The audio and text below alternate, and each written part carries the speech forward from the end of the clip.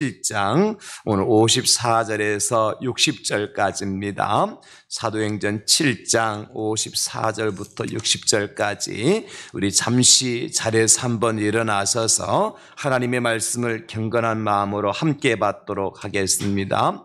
사도행전 7장 54절부터 60절까지 오늘 이 시간 저와 여러분들에게 주신 하나님의 말씀을 한마음 한뜻으로 함께 받으시겠습니다. 다 같이 그들이 이 말을 듣고 마음에 찔려 그를 향하여 이를 갈거늘 스데반이 성령 충만하여 하늘을 우러러 주목하여 하나님의 영광과 및 예수께서 하나님 우편에 서신 것을 보고 말하되 보라 하늘이 열리고 인자가 하나님 우편에 서신 것을 보노라 한데 그들이 큰 소리를 지르며 귀를 막고 일제히 그에게 달려들어 성 밖으로 내치고 돌로 칠세 증인들이 옷을 벗어 사울이라 하는 청년의 발 앞에 두니라.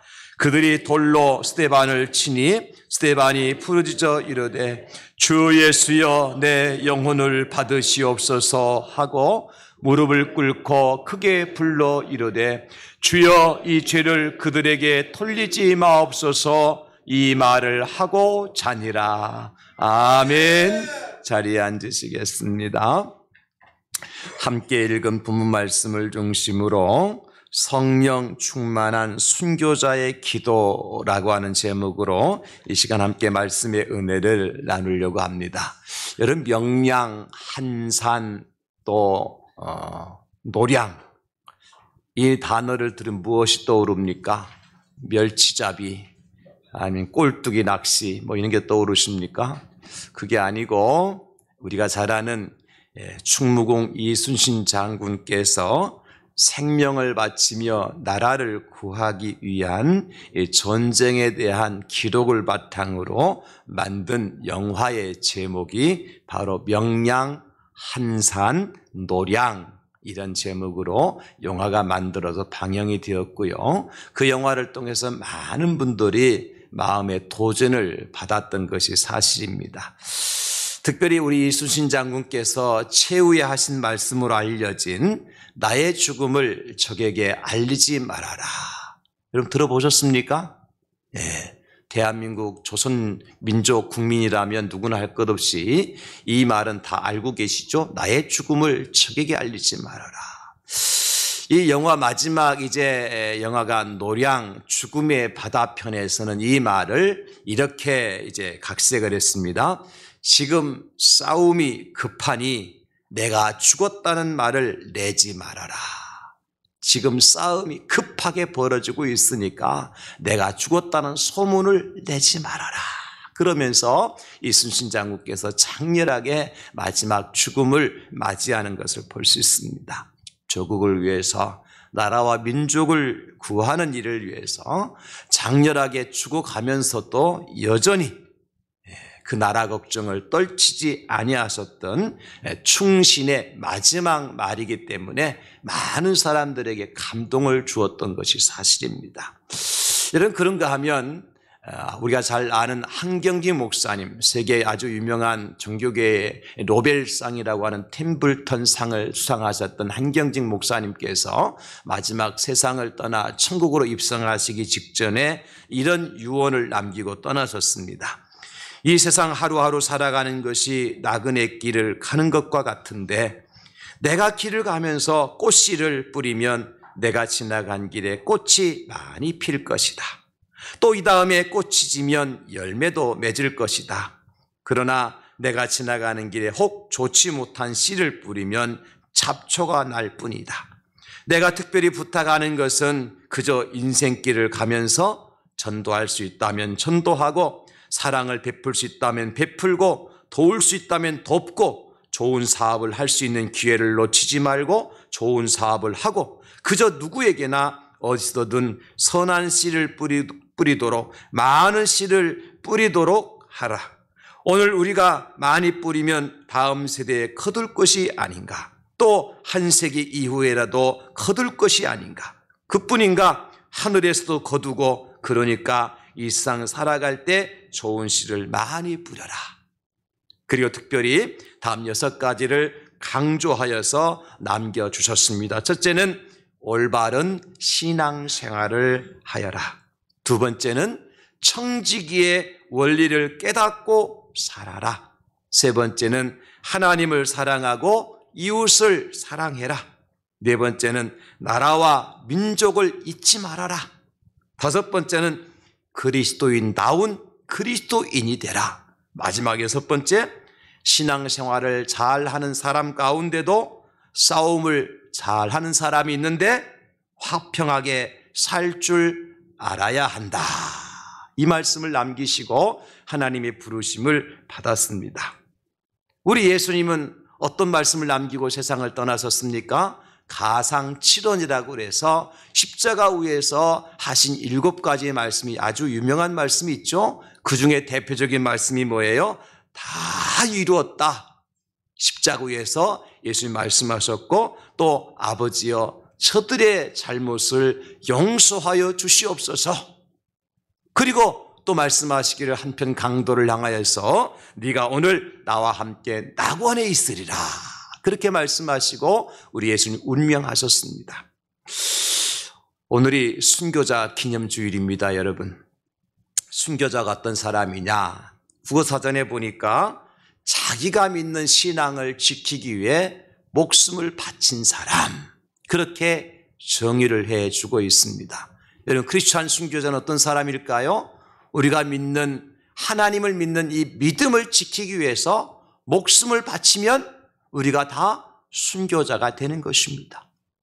믿음을 지키다가 죽으면 다 순교자가 되는 것이고, 또 이 땅에 살아있으면서도 여전히 믿음을 지키기 위해서 고난과 환난과 박해를 받으면서도 여전히 그 믿음 가운데 서 있는 사람은 살아있는 순교자라고 말할 수 있겠죠. 이 순교자를 영어로 마트로 이렇게 이제 기록을 하는데, 이것은 제자라고 하는 히브리어 말투스 또 마데테스라는 그 히브리어 단어와 원어가 같은 거예요. 예수님의 제자는 다 누구라는 거예요? 순교자라는 것이죠.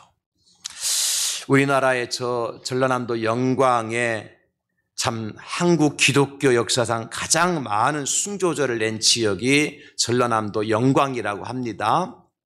6.25 전쟁 중에 194명의 신자들이 북한 인민군에 의해서 참혹하게 순교를 당했던 것이 바로 영광 땅입니다. 대표적인 것이 1939년에 세워졌던 영광군 염산면 봉산리에 염산교회라고 있다 그래. 염산교회. 염산교회에서는 77명, 77명의 소속 교인이 목숨을 잃었습니다. 한 교회에서 77명이. 단일 교회로서는 가장 많은 순교자를 낸 교회가 바로 염산교회라고 할 수 있는데요. 이분들은 이른바 순교의 돌이라고 하는 것을 목에 맨 채 저 영광 앞바다, 설도항 앞바다에 내던지김을 당하게 되죠. 목에다가 큰 무거운 돌을 매서 손은 이제 이렇게 묶인 채로 이 설도항 앞바다에 던져요. 이렇게 이들에게 목에 무거운 돌을 매단 이유가 뭐냐? 이분들은 다 바다 생활하시는 분들이기 때문에 웬만한 기본적인 수영을 다 하거든요. 그래서 그냥 던지면은 웬만하면 손 묶어도 던져도 다리 묶어 던져도 살아나올 수 있는 거예요. 그러니까 영원히 살아나오지 못하도록 목에다가 무거운 순교의 돌을 매달아서 이 설동 앞바다에 던진 것이죠. 양손이 묶이고 목에 돌까지 매달렸으니 아무리 수영을 잘해도 물에 빠져 죽을 수밖에 없는 것입니다. 당시 참혹했던 흔적이 염산교회 순교 기념관 전시실에 고스란히 남아 있고요. 설도항 수문 앞에는 기독교인 순교탑도 세워져 있습니다. 그 염산교회 바로 이웃교회가 야월교회라고 있었는데, 그 야월교회에서는 65명의 전 성도가 완전히 순교를 당합니다. 그들도 염산교회 성도들처럼 목에 돌덩이를 맨 채로 마을 앞바다에 던짐을 당하고, 어떤 사람은 산 채로 땅속에 묻어서 죽이고, 당시 어린 나이라서 교회에 다니지 않아서 화를 면했던 최종환 장로님은 이렇게 말씀하시더라고요. 인민군이 약 2달에 걸쳐 전 교인을 처형했는데 교인들의 집과 교회에 불을 질러 야월교회와 기독교의 흔적을 모두 없앴습니다. 그 사람만을 죽일 뿐만 아니라 내가 예수 믿는 집은 그 집까지 불태워버리고 교회도 불살라버려요. 기독교의 흔적을 완전히 없애려고 이 공산당이 그렇게 했다는 것입니다. 그 야월교회도 가면 순교 기념관이 있는데 기념관에 아주 조형 상징물이 있어요. 맞잡은 손이요. 저 상징물, 저 보십시오. 2 손이 서로 이렇게 맞잡고 있지 않습니까? 예. 이 손은 어떤 손이냐? 하나는 순교를 당한 성도의 손이요. 또 하나의 손은 순교자의 손을 잡고 계시는 하나님 아버지의 손입니다. 그런 의미로 이제 이 조형물을 만든 거예요. 비록 공산당에 의해서 순교를 당했지만 하나님은 그 순교자를 버리지 아니하시고 그 손을 잡고 계신다는 거예요. 또 이제 순교의 이 맞잡은 손은 또 다른 의미로 이제 우리에게 어떤 교훈을 주시느냐 하면 저는 이렇게 재해석을 하고 싶어요. 비록 공산주의라고 하는 사상 때문에 믿음을 갖지 못함으로 기독교인들을 그렇게 순교의 바다로 밀어넣었지만 그들도 구원받아야 될 불쌍한 영혼들이라. 그래 우리 기독교인들은 어떻게 해야 돼요? 우리 순교의 손으로 저들도 붙잡아줘야 된다. 이런 의미로 맞잡은 손을 해석할 수가 있다는 것입니다. 여러분 잘 아시는 저 정도에 가면 신안의 정도에 가면 문중경 전도사님의 또 선교 현장 있지 않습니까? 문중경 전도사님의 별명이 뭐냐면 고무신 선교사예요. 고무신 선교사. 왜 고무신 선교사냐?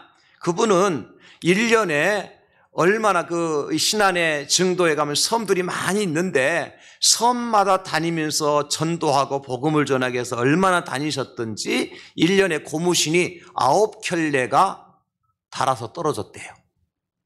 1년에 9켤레의 고무신을 달아 떨어질 정도로 쉬지 않고 그렇게 이렇게 섬마다 다니며 복음을 전하신 거예요. 그래서 고무신 선교사다.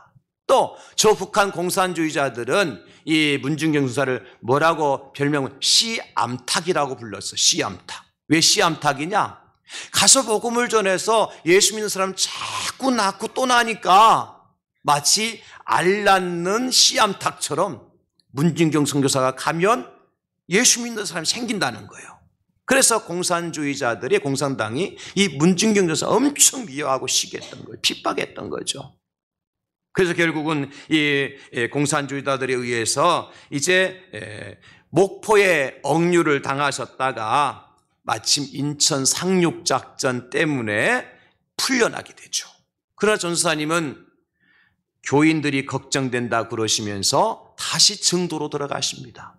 그래서 어떻게 되느냐? 결국 공산당에 잡히셔서 죽창으로 찔려 죽임을 당해요. 죽창으로. 그 전도사님이. 그때 같이 순교 당하신 분들이 약 20여 명 된다 그러죠. 여러분, 피는 피를 부릅니다. 피해자들이 가해자들에게 보복하는 피해 악순환이 벌어지는 것이 이 세상입니다. 그러나 우리 기독교인들은 용서와 화해의 손을 내밀었습니다. 이것이 바로 우리 순교자들이 저와 여러분들에게 남겨주신 아름다운 신앙의 유산이에요. 그 대표적으로 알 수 있는 분이 누구냐면 여수 애양원교회의 손양원 목사님이 할 수 있겠죠. 당신의 2 아들을 총으로 쏴 죽인 그 공산당원을 자기 양아들로 삼아서 키워서 목사로 만드신 목사님. 여러분 이것이 바로 피가 피를 부르는 것이 아니라 오히려 그 영혼을 불쌍히 여기는 마음으로 사랑한 사랑의 원자탄의 이야기 아니겠습니까? 한국에 이런 아름다운 순교자들이 있었기 때문에 오늘 저와 여러분들이 이 자리에서 아주 편안하게 하나님께 예배를 드릴 수 있게 됐다는 겁니다. 우리의 신앙이 그저 된 것이 아니에요. 우리 예배가 공짜로 되어진 것이 아니에요. 엄청난 순교의 피를 흘리고 고난의 환난과 역경 속에서 믿음을 지킨 우리 믿음의 신앙의 선배들이 있었기 때문에 오늘 저와 여러분들이 이렇게 가장 아름답고 귀한 예배를 드릴 수 있게 되어졌다. 이 순교사화를 이제 역사를 들여다볼 때에 한국도 그렇지만 세계적인 순교사화를 들여다볼 때 꼭 빼놓지 않고 거론되는 분이 한 분 계십니다. 그분 누구냐면 저 서머나 교회의 감독으로 계셨던 폴리갑이라고 하는 분이죠. 이 폴리갑 감독은 가이사 황제를 신이라고 말하고 그에게 제사를 지내서 목숨을 구하는 것이 뭐가 그렇게 해로운 일이냐고 회유하는 총독의 회의를 거절합니다. 그래서 결국 로마의 원형 경기장으로 끌려가게 되어지죠. 그때 폴리갑은 이미 많은 고난과 그리고 고문을 받아서 다리가 부러진 상태였어요. 그러나 폴리갑 감독은 부러진 다리를 상한 다리처럼 이끌고 가는 것이 아니라 꼿꼿이 세워서 총독과 재판관 앞에 서게 됩니다. 그때에 총독과 재판관이 폴리갑에게 고문과 죽음을 당하느니 차라리 개심을 하고 이제 로마 황제 가이사를 신으로 선포해라. 그러나 폴리갑은 거절하고 이렇게 말합니다. 나는 86년 동안 그분을 섬기며 살았으나 그분은 한 번도 나에게 해를 끼친 일이 없어. 그분이 누구예요? 우리 주님이시죠. 그런데 내가 어떻게 나를 구원하신 나의 왕을 모독할 수 있단 말이요? 그러면서 총독과 재판관의 말을 이제 거절합니다. 폴리갑이 마음이 바꾸지 않자 총독이 그렇게 계속 고집부리면 너를 짐승에게 던져버리겠다. 그러니까 폴리갑은 다시 이렇게 말합니다. 그 짐승들을 부르시오. 우리는 선을 버리고 악으로 돌이켜서는 안 될 일. 오히려 악에서 돌이켜 선을 선택하는 것이 선한 일이요. 그 자리에서 설교합니다. 뭐가 선한 일이냐? 선을 버리고 악을 선택하는 것이 선한 것이 아니라 오히려 모든 악에서 돌이켜서 선을 선택하는 것이 선한 일이다. 내가 배운 것이, 내가 아는 신앙이 바로 그거라는 것입니다. 그 말을 들은 경기장의 총중들이 화가 났습니다. 사자를 풀어서 폴리갑을 죽이라. 산채로 태워서 폴리갑을 죽여라고 외칩니다. 그리고 장작과 밀집을 모아서 단을 쌓고 폴리갑을 그 위에 세워서 큰 못으로 말뚝에 폴리갑을 박으려고 합니다. 그때 폴리갑은 이렇게 말합니다. 나를 이대로 두시오. 나에게 화형을 견뎌낼 힘을 주실 그분은 당신들이 못을 박지 않아도 장작더미 위에서 움직이지 않고 견딜 능력도 주실 것이요. 참, 이게 순교자의 고백입니다, 여러분. 성령 충만한 순교자의 고백이에요. 그래서 폴리갑은 말뚝에 못을 박지 아니하고 오히려 말뚝에 묶인 채로 그 제단 위에서 화형을 받습니다. 불에 타 죽어가면서 폴리갑은 마지막 이런 기도를 드립니다. 사랑하는 복된 아들 예수 그리스도를 통해 우리에게 당신에 관한 지식을 주신 아버지여, 당신 앞에 살고 있는 모든 천사들과 천군들과 피조물 그리고 모든 모든 의인들의 하나님이시여, 당신께서 오늘 이 시간 나로 하여금 순교자의 반열 그리스도의 잔에 참여하게 하시어 내 몸과 영혼이 성령에 썩지 않은 축복 속에서 영생의 부활을 얻기에 합당하게 여겨주심을 감사하나이다. 오늘 나는 신실하고 참되신 하나님이신 당신께서 예비하시고 계시하시고 이루신 풍성하고 연락될 만한 제물로 당신 앞에 드려지기를 소원하나이다. 나는 이 모든 일을 인하여서 당신의 사랑하는 독생자 영원한 제상을 통해서 당신을 찬양하고 감사드리며 영광을 돌리나이다. 성부와 성자와 성령께 이제부터 영원토록 영광이 있을지어다. 아멘. 마지막이기도 하고 불에 타서 화형을 당하고 이제 주의 품에 안기는 것입니다. 사랑하는 성도 여러분, 어떻게 하면 이렇게 멋진 말을 남기고 순교자의 반열에 들어갈 수 있을까요? 세상의 명예를 위해서도 아니었습니다. 세상의 권력을 위해서도 아니었습니다. 우리가 그렇게 좋아하는 돈 때문도 아니었습니다. 오직 내가 믿는 믿음을 지키기 위해서.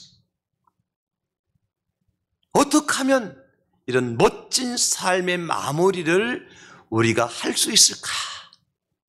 오늘 설교를 듣는 우리 대학역의 모든 성도님들이 지금까지 살아왔던 삶과는 상관없이 앞으로 남은 삶이 오늘 폴리갑 순교자나 우리 문중경 전도사나 염산교회나 야월교회 성도들처럼 장렬한 죽음 앞에서도 순교의 돌을 메고 저 바다에 빠뜨린다 할지라도 결코 그 죽음을 두려워하지 않고 장렬하게 멋지게 영광스럽게 하나님 앞에 찬양과 경배를 돌려드리며 아름다운 생의 마감을 할 수 있는 그러한 주인공들이 다 되시길 우리 예수님의 이름으로 축원합니다.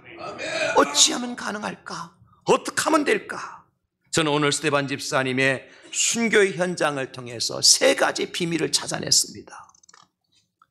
그 세 가지 비밀인 바로 순교자 스테반 집사님의 위대한 고백이며 기도입니다. 저와 여러분들의 이 세 가지만 있으면 얼마든지 순교자의 반열에 들어갈 수 있을 것이라는 저는 확신을 가졌습니다. 그게 뭡니까? 스테반 집사님이 성령이 충만하여 하늘을 우러러보며 외친 내용입니다. 그냥 외쳤다기보다는 순교자의 신앙의 고백이었으며 고통을 넘어선 승리의 찬가였습니다.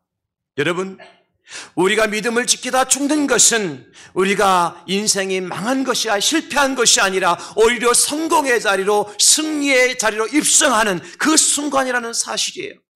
오늘 스테반 집사는 그것을 알았기 때문에 순교의 현장에서 이 성령 충만한 위대한 기도를 드렸던 겁니다. 그 기도가 뭐냐? 첫째는 이것입니다.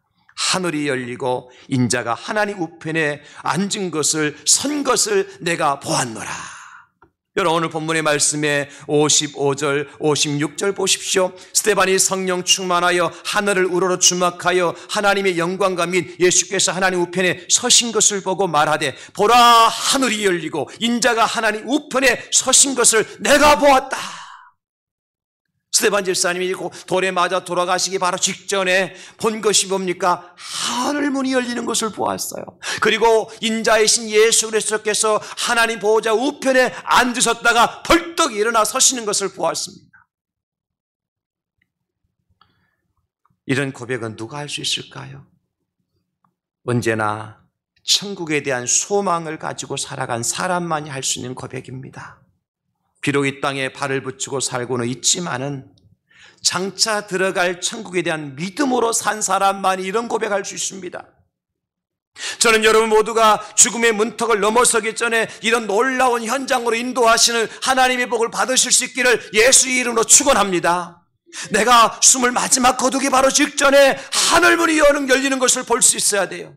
그리고 그 하늘 보호자 우편에 앉으신 예수님께서 나의 죽음을, 나의 영혼을 받으시기 위해서 얼떡 일어서셔서 나를 환영하시는 그 모습을 볼 수 있다면 우리가 어떤 죽음인들 두려워하겠습니까? 사도 바울도 고백합니다. 빌립보 3장 20절에 그러나 우리의 시민권은 하늘에 있는지라 거기로부터 구원하는 자 곧 주 예수 그리스도를 기다리노니. 우리의 시민권은 하늘에 있으니까 결국 들어갈 곳이 어디라는 거예요? 천국이라는 것입니다. 사랑하는 성도 여러분, 저와 여러분들 어떤 고난 앞에서도 예수를 구주로 믿고 살아가는 이유가 무엇입니까? 순교의 칼날 앞에서도 신앙을 포기하지 않는 이유가 무엇입니까?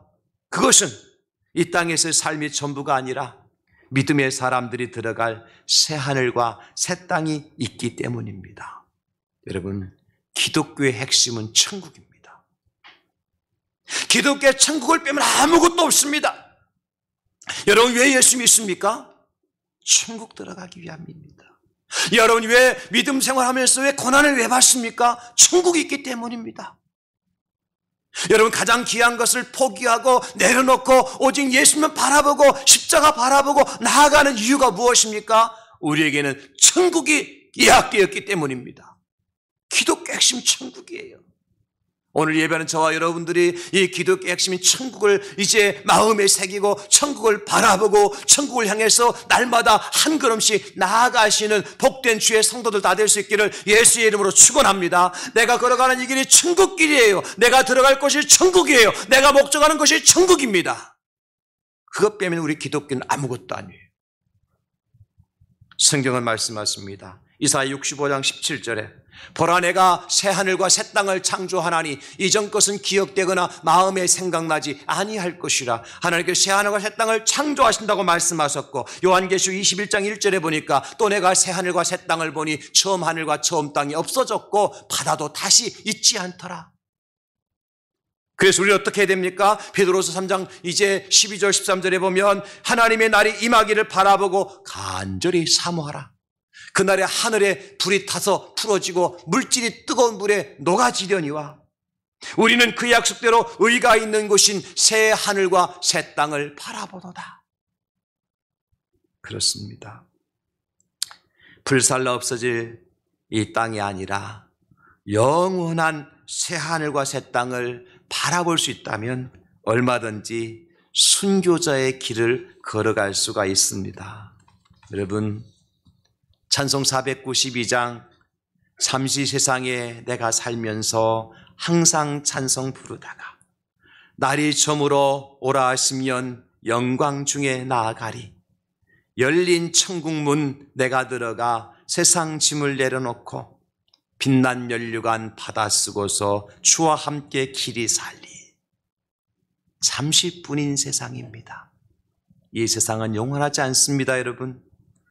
인생의 날이 저물면 우리도 어딘가는 가야 됩니다. 천국이든 지옥이든 가야 됩니다. 근데 우리는 어디 가서요? 천국에 가서요. 누구와 함께요? 주와 함께요. 어떻게 해요? 길이 살리. 열린 천국문 내가 들어가 세상 짐을 내려놓고 빛난 연류관 받아 쓰고서 주와 함께 길이 살리. 잠시 세상에 내가 살면서 항상 찬송 부르다가 날이 저물어 오라 하시며 영광 중에 나아가리. 열린 천국문 내가 들어가 세상 짐을 내려놓고 빛난 멸류가 받아 쓰고서 주와 함께 길을 살리. 할렐루야. 아멘. 여러분 30분인 세상이에요. 인생의 날이 저물면 우리는 천국이든 지옥이든 가야 되는데 예수 믿다가 순교한 우리의 신앙의 선배들이 갔던 그 길을 따라간다면 우리도 천국에 가서 주님과 함께 길이 살게 되는 그러한 축복을 누리게 될 줄로 믿습니다. 요한계시록 4장 1절에 말씀하시기를 이일 후에 내가 보니 하늘에 열린 문이 있는데 내가 들은 바 처음에 내게 말하는 나팔소리 같은 그 음성이 이르되 이리로 올라오라. 이후에 마땅히 일어날 일들을 내가 내게 보이라 하시더라. 사도 요한에게 보였던 천국이죠. 이리로 올라오라. 이리로 올라오라. 믿음을 지키다 고난당하신 여러분, 예수 믿는 것 때문에 세상에서 여러 가지 어렵고 힘든 일을 만나면서도 여전히 그 길에서 떠나지 않았던 여러분들을 향해서 천국문이 열리고 우리 예수님이 서서서 말씀하시는 것이 뭐예요? 이리로 올라와라. 이리로 올라오라. 저는 이 음성을 여러분 모두가 다 듣고 내가 천국 문이 열리는 것을 보았노라. 그 보좌 우편에 우리 주님이 서서 나를 기다리시는 걸 내가 보았노라고 기도하고 선포하는 여러분, 우리 대한민국의 모든 가족들이 될 수 있기를 예수님의 이름으로 축원합니다. 두 번째로 스데반 집사님은 이렇게 기도했습니다. 주 예수여, 내 영혼을 받으시옵소서. 주 예수여, 내 영혼을 받으시옵소서. 59절, 그들이 돌로 스데반을 치니 스데반이 부르짖어 이르되 주 예수여, 내 영혼을 받으시옵소서. 여러분, 스데반 집사님이 이런 기도를 드리는 것은 바로 보좌 우편에 앉으셨다 일어서신 주님을 보았기 때문입니다. 우리 예수님께 기도하는 거죠. 주님, 이제 나의 육체는 원수들의 돌에 맞아 죽어 없어지지만 나의 영혼은 하나님께로부터 왔으니 주님, 이제 내 영혼을 받아주세요. 내 영혼이 온 곳이 주님의 나라이오니 이제 내가 그 나라에 들어갈 때가 되었습니다. 주님, 영원한 안식의 나라에서 내 영혼이 주님과 함께 할 때가 되었습니다. 이 고백을 드리고 있는 것입니다. 사랑하는 성도 여러분, 예수님께서도요, 십자가에 달려 돌아가시면서 똑같은 기도하셨어요. 누가복음 23장 46절이죠. 예수께서 큰 소리로 불러 이르시되 아버지, 내 영혼을 아버지 손에 부탁하나이다 하고 이 말씀을 하신 후 숨지시니라. 사람이 태어났다가 한 번 죽는 것은 하나님의 정한 법이에요. 법이기 때문에 누구도 변경할 수 없습니다. 하나님의 법은 세상에 1000만 번 바뀌어도 누구도 변경할 수 없는 것이 하나님의 법인 줄로 믿습니다. 히브리서 9장 27절이죠. 한 번 죽는 것은 사람에게 정해진 것이요 그 후에는 심판이 있으리니. 그러므로 여러분, 누구도 이 죽음을 피하지 못합니다. 부자도 죽고 가난한 거지 나사로도 죽습니다. 권세 부리던 헤롯 왕도 죽고 광야에서 외치던 세례 요한도 죽습니다.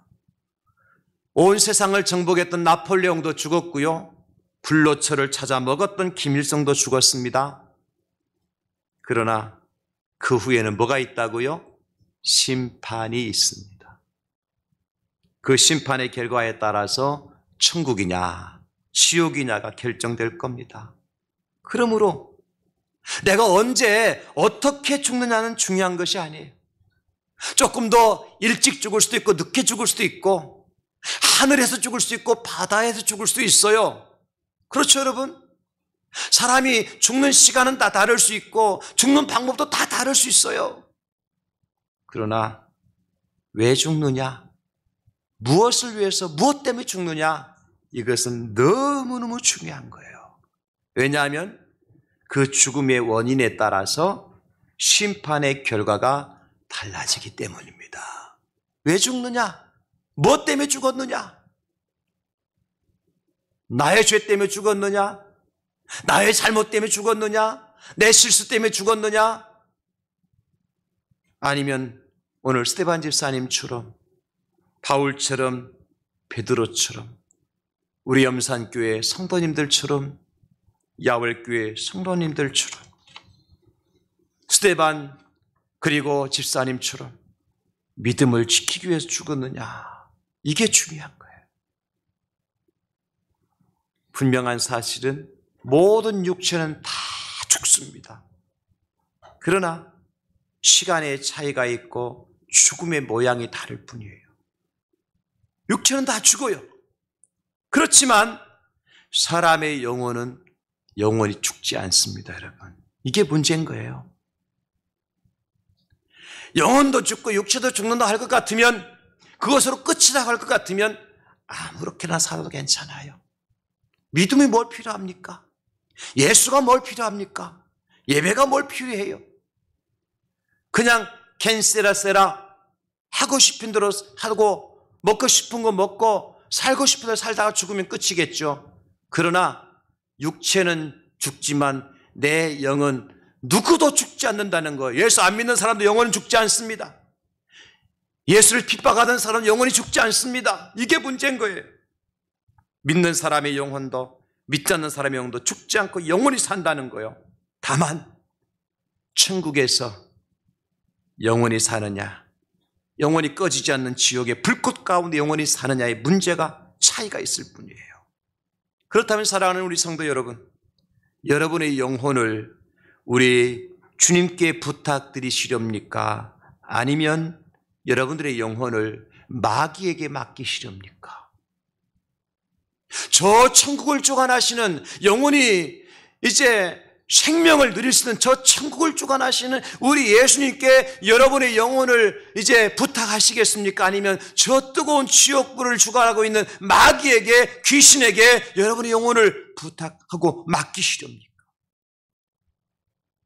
여러분은 영원한 생명의 나라에 들어가는 자의 기도를 드리시렵니까? 아니면 영원한 지옥에 떨어질 때 처절한 절규를 하기를 원하십니까? 우리 주님의 손에 영혼을 부탁하는 사람은요, 순교를 두렵게 여기지 않고 당당하게 받아들일 수 있습니다. 왜냐하면 그는 구원받은 천국 백성이기 때문에 그래요. 구원받은 천국 백성이기 때문에. 사랑하는 성도 여러분, 우리의 영혼은 주님께서 우리를 책임져 주시려고 지금도 천국에서 기다리고 계시는 거예요. 조금 일찍 가고 늦게 가는 것 차이일 뿐이에요. 천국에 대한 소망을 가지고, 새하늘과 새 땅에 대한 소망을 가지고 살아갈 때 어떠한 순교의 칼바람 앞에서도 두려워하지 않을 수 있습니다. 죽으면 죽으리이다. 7배나 뜨거운 풀불 속에도 들어갈 수 있는 거예요. 우리가 이런 믿음으로 새하늘과 새 땅을 바라본 우리 대항제교회 모든 성도님들 될 수 있기를 예수님의 이름으로 축복합니다. 마지막 세 번째 스데반 집사의 기도가 뭡니까? 주여, 이 죄를 그들에게 돌리지 마옵소서. 60절입니다. 무릎을 꿇고 크게 불러 이르되 주여, 이 죄를 그들에게 돌리지 마옵소서. 이 말을 하고 자니라. 마지막 메시지였어요. 여러분, 스데반 집사님의 이 기도 역시 예수님께서 십자가 달려 돌아가실 때 마지막 드린 기도와 같았죠. 누가복음 23장 34절에 예수님께서 말씀하십니다. 이에 예수께서 이르시되 아버지, 저들을 사하여 주옵소서. 자기들이 하는 것을 알지 못함이니이다 하시더라.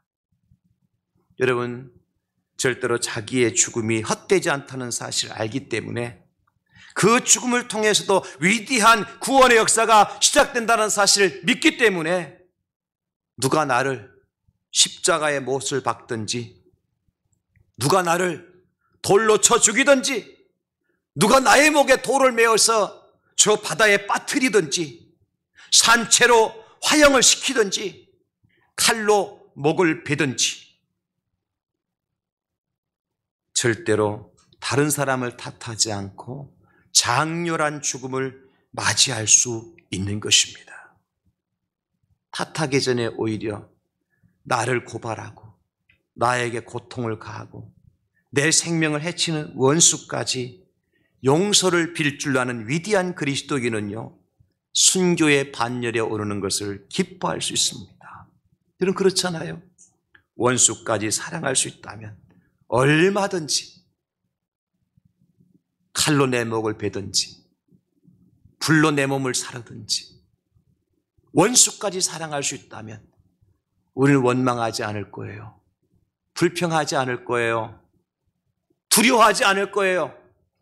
오히려 그 현장을 기쁨으로 맞이할 것입니다. 이 세상 어떤 세상이죠? 할 수만 있다면 다른 사람을 탓하는 세상 아닙니까? 탓하는 것으로 끝나는 것이 아니라 원수처럼 여기는 세상이 되고 말았습니다.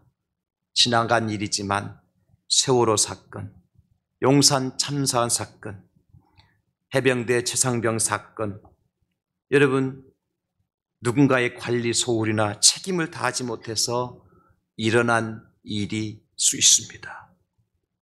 그러나 누가 일부러 내 아들, 딸과 같은 사람들을, 내 자식과 같은 사람을 의도적으로 그 귀한 생명을 죽이려고 계획하고 그 일을 저질렀겠습니까?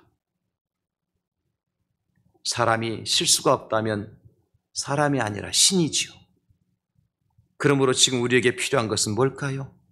정죄하고 판단하고 심판하는 것이 아니라 용서하고 이해하고 관용하는 것입니다. 우리에게 지금 그것이 필요해요. 그런 사람이 순교자의 길을 걸어갈 수가 있는 겁니다.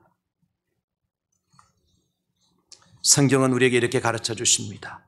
레위기 19장 18절 말씀인데요. 우리 함께 읽겠습니다. 시작. 원수를 갚지 말며 동포를 원망하지 말며 내 이웃 사랑하기를 내 자신과 같이 사랑하라. 나는 여호와이니라. 원수 갚지 말라고 말씀합니다. 오히려 그 동포를 원망하지 말라고 말씀합니다. 원수는 갚아야 마십니까? 동포를 원망해야 내 원한이 풀려집니까? 성경은 더 나아가서 예수님께서 이렇게 우리에게 말씀하십니다. 마태복음 5장 44절 또 함께 읽겠습니다. 시작. 나는 너에게 이르노니 너희 원수를 사랑하며 너희를 박해하는 자를 위하여 기도하라. 아멘.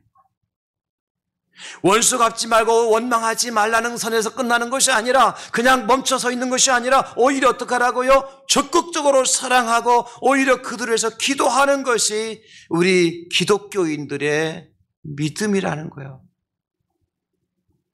하나님 말씀입니다, 여러분. 장 목사가 여러분들 위로하고 어떤 위협하기 위해서 하는 말씀이 아니잖아요. 하나님의 말씀이잖아요. 하나님의 말씀일 것 같으면 우리가 어떻게 해야 됩니까? 말씀대로 믿고 지키고 순종해야 되지 않겠습니까? 하나님 말씀입니다, 여러분. 변개할 수 없는 생명의 말씀입니다. 완전하신 말씀이에요. 더 나아가서 예수님은 우리에게 이렇게 말씀합니다. 누가복음 6장 35절 오직 너희는 원수를 사랑하고 선대하며 아무것도 바라지 말고 꾸어주라. 그리하면 너희 상이 클 것이요 또 지극히 높으신 이 아들이 되리니 그는 은혜를 모르는 자와 악한 자에게도 인자하시니라. 원수를 사랑하고 어떻게 하라고요? 선대하라 그랬습니다. 아무것도 바라지 말고 꾸어주래요. 아니, 나에게 잘해주는 사람도 내가 해줄까 말까 망설이는데 원수에게 내가 꾸어줘요? 사람이 힘으로 할 수 없죠. 정상적인 인간의 마음으로 할 수 없습니다. 여러분 그렇잖아요. 그럼 어떤 마음으로 가능하죠? 성령 충만할 때 가능한 거예요. 내 마음이 성령으로 충만할 때 내 온전한 정신이 아니고 성령의 정신이 될 때 가능한 거예요. 그래서 성령 충만이 답인 거예요, 여러분. 우리가 어떻게 원수를 사랑하고 선대할 수 있습니까? 아무것도 바라지 않고 어떻게 원수에 구워줄 수 있느냐 말이에요. 그러나 하나님은 그렇게 하라고 말씀하십니다.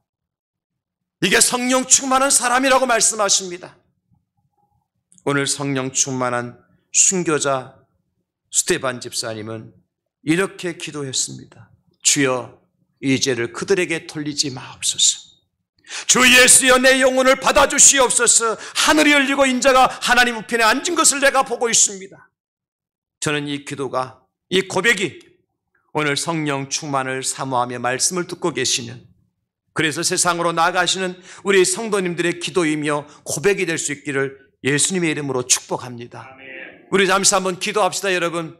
오늘은 특별히 여러분들이 고백하며 기도하는 시간을 좀 가졌으면 좋겠어요. 무엇보다도 성령 충만했던 순교자 스데반 집사님처럼 그 스데반 집사님의 기도가 나의 기도가 되게 해 주시옵소서. 내가 이 마지막 순간까지 성령을 소멸하지 아니하고 순교자의 반열에 입성하는 최고 신앙인이 되도록 주님 내 믿음을 지켜 보호해 주시고 내가 지금 살아서도 순교자의 길을 걸어가는 살아있는 순교자가 되게 해 주시옵소서라고 간절한 마음의 소원을 담아서 우리 함께 기도합시다. 하나님 아버지,